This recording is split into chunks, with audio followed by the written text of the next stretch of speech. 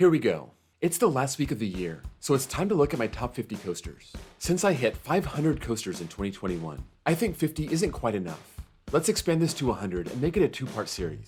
These are my top 100 favorite coasters, numbers 100 through 51.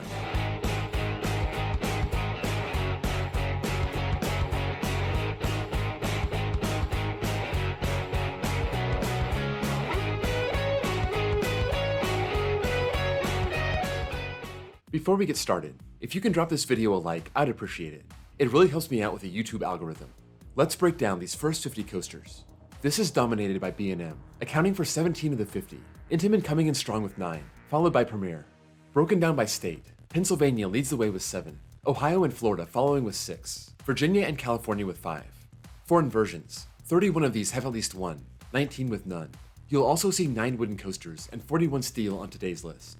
Number 100 is Hang Time at Knott's. I got to ride this one time this year, and my opinion hasn't really changed. It has a couple good moments, but in general, the ride is kinda disappointing, albeit still fun. I think Knott's and Gerstlauer did what they could do here, and it turned out to be a good supporting coaster in Knott's lineup. Number 99 is Switchback at ZDT's. I haven't ridden this since 2018, so I haven't gotten back to rejudge it. I'll almost for sure ride it next year. It's a family-friendly wooden coaster that happens to be thrilling, going forward and backward, and the fact that a coaster this size is in my top 100 says a lot about it. It's amazing. Number 98 is Talon at Dorney Park. Another coaster I haven't ridden since 2018. I owe it some re-rides at some point, I just don't know when. It's a pretty standard invert for the first half, but that second half gets weird, getting really low to the ground, and that's what makes this one special. Number 97 is Thunderbird at Holiday World. My ride in 2020 pushed this way down the list, from a near top 50 coaster, all the way close to being out of my top 100. It's one of those great rides that could easily rise up again. It just depends if I get a good ride next time I go to Holiday World. Number 96 is Superman Ride of Steel at Six Flags America. I was at the park this year, but I didn't have time to ride it. But I rode it 4 times in 2019, so I got a good sense of it. Speed, airtime, and a long ride get this into my top 100. The weird layout and weird lap bars push it down to number 96. Those bars on the side are really annoying and really unnecessary. Number 95 and number 94 is Dominator at King's Dominion and Geauga Lake. I lump a few of these together when it makes sense, and since I do consider relocated coasters new credits, this takes 2 spots. I saw this ride, and I stood next to it and I filmed it, but I didn't have time to ride it, so the last ride I got was in 2018. It only has 5 inversions, but it is the longest floorless, so you get a lot of extra non-inverting track, so that's kind of fun. I always say, there's 4 floorlesses I really enjoy riding, and this is the first in that group of 4. Number 93 is Great Bear at Hershey Park. I didn't like this quite as much when I rode it in 2020, but I don't think anything was running great that day. It was pretty cool and rainy, a huge contrast from the hot and humid day in 2018 when I first rode it. Just like Dominator, this has a weird layout, and that's what I love about it. This one's crammed into a small space, and you really see that at the end with a lead up into the final corkscrew. Number 92 is Fahrenheit at Hershey Park. The one Hershey Park ride that was running great on that rainy day in 2020 was Fahrenheit. This is like a giant blitz coaster, just without the launch. It's got that beyond vertical drop, weird inversions, and then a very snappy ending. One of the more unique coasters in America, and a lot of fun. Number 91 is Boulder Dash at Lake Compounce. I drove right by Bristol this year, but I didn't have time for Lake Compounce. Next time I do a Northeast trip, I'll make it back here. I haven't been back since 2018, when I got 3 rides on Boulder Dash and it left me a little disappointed. I appreciate the mountain layout, but it was rough and not all that forceful, so it couldn't get any higher than this. Number 90 is Gale Force at Playland's Castaway Cove. I haven't talked much about this, other than it being my number 1 coaster on the Jersey Shore. I thought it could be a sneaky top 50 coaster, but it wasn't quite that good. I wouldn't call it a winner or a loser. It was just a really solid, forceful ride, and good enough to crack my top 90. Number 89 is Comet at Hershey Park. I mentioned how badly everything was running for me in 2020. Comet was another example. I fell in love with this old wooden coaster in 2018, and in 2020 it was running slower and didn't have much airtime. I dropped it for now, but not too much, and I hope to get back there on a hot day to try it again. Number 88 is Manta at SeaWorld Orlando. This was a big winner of my 2021 Florida trip. I like this way more than I did in 2018 and 2012. I especially love that low to the ground second half, starting over the water and going over the rocks and the plants, almost skimming the ground. I couldn't move this any higher though. Everything else on here is too strong. Number 87 is Cornball Express at Indiana Beach. I like this a lot in 2020, and it only got better in 2021. Those back row rides are definitely where the party's at. I thought this was already the best coaster at Indiana Beach. Now I think it's something you should go out of your way to ride. That airtime with that buzz bar is awesome. Number 86 is Tatsu at Six Flags Magic Mountain. Hard to believe it's been almost 2 years since I've ridden this, but I've given it a ton of rides over the last 15 years. I don't think it can surprise me. Well, except when I see that new color scheme for the first time. It needed a paint job, and, well, it got one, that's for sure. I don't love the pretzel loop. That thing's so insane, it's almost too much for my head. But the way it flies all over the mountainside, that's what makes it a great ride for me. Number 85 is Skyrocket at Kennywood. Another one of my new for 2021 credits breaks into my top 100. This one could have been higher if it was more than just half a ride. That top hat, cutback, 0G roll, and drop off the mid-course are amazing. They just completely blew the second half. I had no expectations for this, and it turned out to be a riot. Number 84 is West Coast Racers at Six Flags Magic Mountain. As much as I rave about this, you'd think it'd be higher. It's got some good elements on both sides, especially the white side, but it's not all spectacular. Those airtime moments, hang time moments, intense moments, plus the racing factor and the fact that it's a long ride, all of that make this a top tier coaster. Number 83 and 82 is Mr. Freeze at Six Flags Over Texas and St. Louis. I'm lumping these clones together. I don't think there's any difference between them. The one at St. Louis is on its own little island, and that's cool, but that's about it. The insane forces this pulls earns a spot in the list, from that backwards launch, to the overbank, to the top hat, and that 218-foot vertical spike. Then you go through it all again forwards. What a rush. Number 81 is Dragon Challenge, Chinese Fireball at Islands of Adventure. It's been gone for 4 years, and it's been almost 10 years since I rode it, but I had so much fun on the red side of Dragon Challenge, so it's still on my top 100. I think this could have been a great coaster on its own, and it's too bad it couldn't be moved. Number 80 is Volcano the Blast Coaster at King's Dominion. It's been even longer since I rode this, going all the way back to 2008, but this had such an impact on me, so it's still here. I missed my last chance to ride this in 2018 by a few months, and now it's gone forever. I don't think there will be a coaster like this ever again, so let's just look back on it and appreciate it for what it was. Number 79 is Ravine Flyer 2 at Waldameer. 3 years since I rode this, and this is one of those where I felt the smoother ride would have helped a lot. I saw how great the layout was, how much airtime it had, but the roughness stapled me and it hurt the ride experience. It's still a top 100 coaster, but it could be so much higher with a retrack. Number 78 and 77 is Firehawk at Kings Island and X-Flight at Geauga Lake. I love this at Geauga Lake, then called Six Flags Worlds of Adventure, and I love this at Kings Island. I wasn't happy when they announced its removal in 2018, but I'm glad I got to ride it one last time in its final season. It was the smoothest Vekoma Flying Dutchman that I've ridden, so I got to enjoy all those crazy elements pain-free. Number 76 is Intimidator 305 at Kings Dominion. Like Dominator, I saw it this year, but I didn't have time to ride it. I got 4 rides in 2018, so I think I got the gist of it. Big, fast, intense, snappy. Good for what it is, just not my type of ride.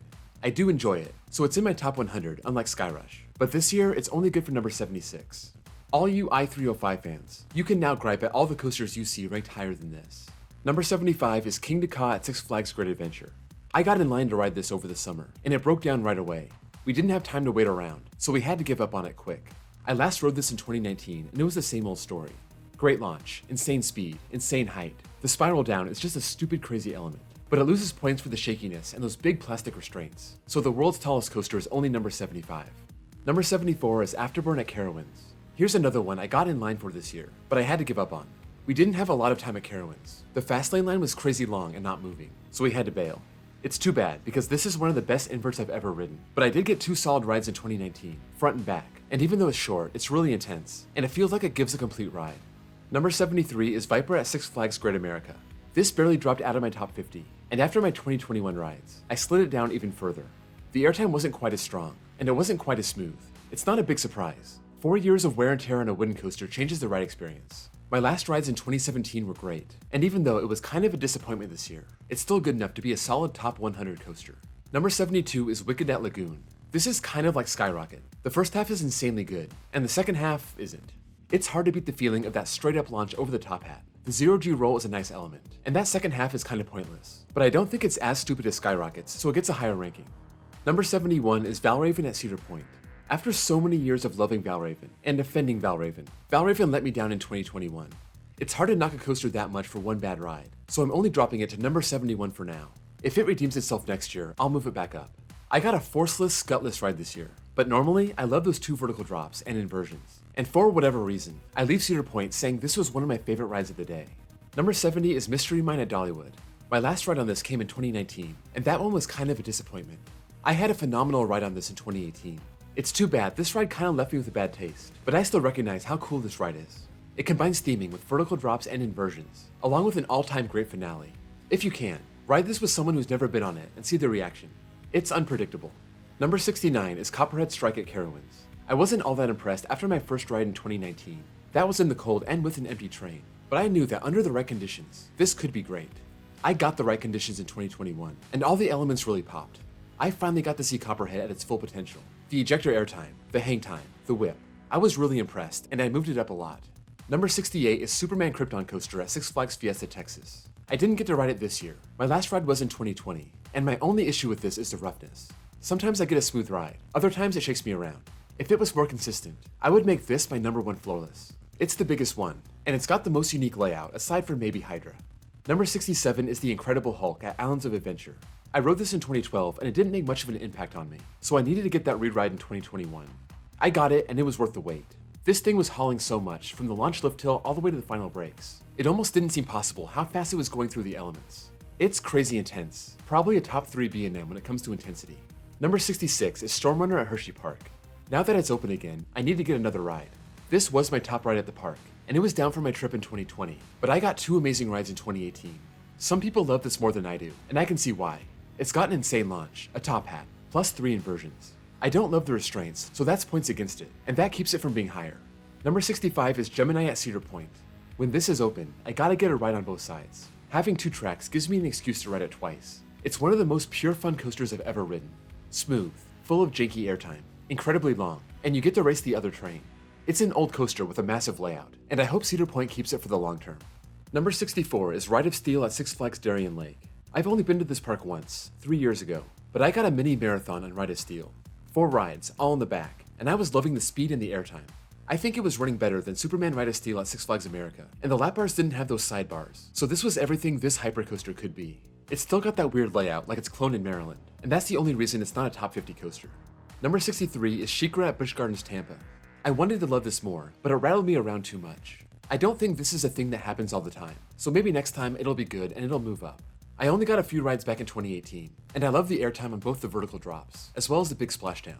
I was debating whether this would be the best ride in the park while I was still there, but one more crazy ride on Manta and one more rattly ride on Shikra sealed it for me. Number 62 is Mindblower at Fun Spot Kasimi. 3 years later, and I got another couple rides, and even though the ride is packed full of great elements and airtime, it's gotten so rough that it went from borderline top 50 to down to the 60s. I want to love it more. It has a great drop, a great roll, and so many great tight airtime hills and turns, but it runs on square wheels, so I have to knock it down. Number 61 is Monster at Adventureland. One of my new 2021 coasters lands high on the list, and I wish I could put it higher. It's so good at what it does, flinging you over that beyond vertical drop, into oddly shaped elements with tons of hang time and deception, all with a lap bar. You'll still get stapled, but that's the nature of these Gerstlauer lap bars. Monster makes Adventureland worth the trip alone. Number 60 is Powder Keg at Silver Dollar City. I got one ride this year, and I love it in the back row. After that powerful launch, you get flung over the airtime hills and the drop off the lift. It acts like a hypercoaster, just instead of a 200-foot drop, you get a powerful compressed air launch. It's an underrated coaster, probably because it's so weird, but it's great to have this at my semi-home park of Silver Dollar City. Number 59 is Accelerator at Knott's. Even after riding Max Force, Accelerator's launch is still my favorite of all time. Nothing leaves my stomach behind like this hydraulic launch. If you ride in the back, the whip and airtime you get over the top hat is great. And unlike Stormrunner, you have just a T-bar holding you in. Stormrunner's inversions make for a better ending, but I prefer Accelerator's first half more, and that's why I have it higher. Number 58 is Griffin at Busch Gardens, Williamsburg. This is a lot like Shikra, just without the rattle and with one extra inversion. Those old school B&M restraints allow you a lot of airtime over the vertical drops. You end with a splashdown, and it's one of those pure fun coasters you can ride all day, even if it's pretty basic. I rode this last in 2019, and once Pantheon finally opens, I'll get back on it. Number 57 is Top Thrill Dragster at Cedar Point. The feeling of launching up to 120 miles an hour is hard to match. It does something to your body it's hard to explain. Unlike King Dakar, it does it without shaking your body like a paint can. This, plus just a T-bar, and you have an awesome ride. I skipped this in 2021, but I did ride in 2020. It's just too unreliable to wait a long time for. I don't knock its ranking for that. I just have it lower because it's such a short ride. Number 56 is Coaster at Playland. My one and only trip to Playland in 2019 was awesome. Coaster lived up to the hype and then some. Some people exaggerate the power of airtime on some rides, but they were 100% right on this one. The back row feels dangerous, and the front gives you some powerful and sustained airtime, all with just a metal bar that's a foot off your lap. Some people may have this higher, but I think 56 is fair. Number 55 is American Thunder at Six Flags St. Louis. Here's one I really need to rewrite again. It's been 3 years since I've been to St. Louis, but from what I remember, this was smooth, long, and full of airtime. People kinda dump on this now, and maybe when I get back, I'll have a different opinion. For now, it's close to a top 50 coaster. Number 54 is Steel Eel at SeaWorld San Antonio. This Morgan Mini Hyper is pure fun. I rode it last year, and the first half in the back row is just a riot. The second half should be way better with all those airtime hills, but it falls short. This has been low in my top 50 for years, but it finally fell out. Number 53 is Apollo's Chariot at Busch Gardens, Williamsburg. It's been a long fall for my lowest ranked B&M Hyper. It was my first B&M Hyper, and it was in my top 10 through 2018, but when I rode it in 2019, I realized it was probably the weakest one I'd ridden. A weak B&M Hyper is still good, that's why it's here, but maybe if I get back there on a hot day, it'll find its way back in. Number 52 is Medusa at Six Flags Discovery Kingdom. It hurts to see this get pushed out of my top 50.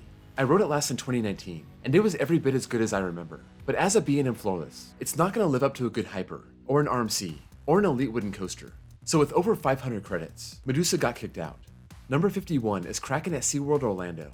The last coaster that just missed my top 50 is my number 1 Floorless. Same story as Medusa, nothing wrong with it. My 2021 ride was great as always, but I just had to move it down after riding some new amazing coasters this year. Kraken is my top Floorless, mainly due to its leg setting, the straight drop, and the very unique second half. There you have it, 100 through 51. That second tier of great coasters, inside the top 20% of all my credits. Let me know what you think of this list, where you may agree or disagree with my placements. And based on this, you can probably start figuring out what's in my top 50. Stay tuned later this week for that video, my last one of the year. Before you go, be sure to drop a like and give me a sub. Also, check out my links below for my Discord server, and my second channel, where I post copyright-free off-ride footage. Thank you all for watching, and I'll see you all next time.